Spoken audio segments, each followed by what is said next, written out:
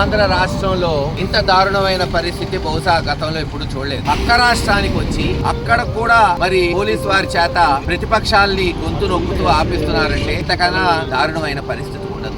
ఈ రోజున మేము నిరసన తెలియజేస్తుంది దేని కొరకు ఆంధ్ర రాష్ట్ర ప్రజలు అర్థం చేసుకోవాలి. ప్రతి పేదవాడు కేవలం 30,000 రూపాయలకి సంవత్సరానికి వైద్య విద్యని అభ్యసించేటట్టు చర్యలు చేపట్టాడు జగన్మోహన్ రెడ్డి గారు. ఆలోచించండి, సంవత్సరానికి 30,000 అంటే స్కూల్లో 10వ క్లాస్ కన్నా తక్కువ ఫీజులు. కానీ చంద్రబాబు నాయుడు గారు ఈ రోజున సంపద సృష్టిస్తానని చెప్పి ఎలక్షన్స్ ముందు, ఈ రోజు ఎలక్షన్స్ అయి గెలిచిన తర్వాత జగన్మోహన్ రెడ్డి గారు సుమారు 10-15 వేల కోట్ల సంపద సృష్టిస్తున్న మెడికల్ కాలేజెస్ ని అప్పనంగా అమ్ముకోబోతున్నాడు. 30 లక్షలు ఏదైతే 30,000కి పేద విద్యార్థులు చదువుకోవాల్సింది సంవత్సరానికి 30 లక్షలు వసూలు చేసుకునేటట్టు తన మరి చెంచాగాళ్ళు అనుకోండి, ఆయనకి లంచాలు ఇచ్చే వాళ్ళకి అనుకోండి, ఈ రోజు కాలేజీలో అమ్ముకుంటున్నాడు. దానికి నిరసన ఈ రోజు ప్రతిపక్ష పార్టీ జగన్మోహన్ రెడ్డి గారి నాయకత్వంలో మేమందరం కూడా నిరసన తెలియజేయాలని అనేక మంది నాయకులు పల్నాడు జిల్లాలో అందరూ కూడా పల్నాడుకే మరిహారమైన పిడుగురాళ్ల మెడికల్ కాలేజ్ దగ్గర దాదాపు 70% కాలేజ్ పూర్తయింది, 90% హాస్పిటల్ పూర్తయింది. సంవత్సరం క్రితమే 100 పడకల హాస్పిటల్ మొదలు పెట్టగలిగింది,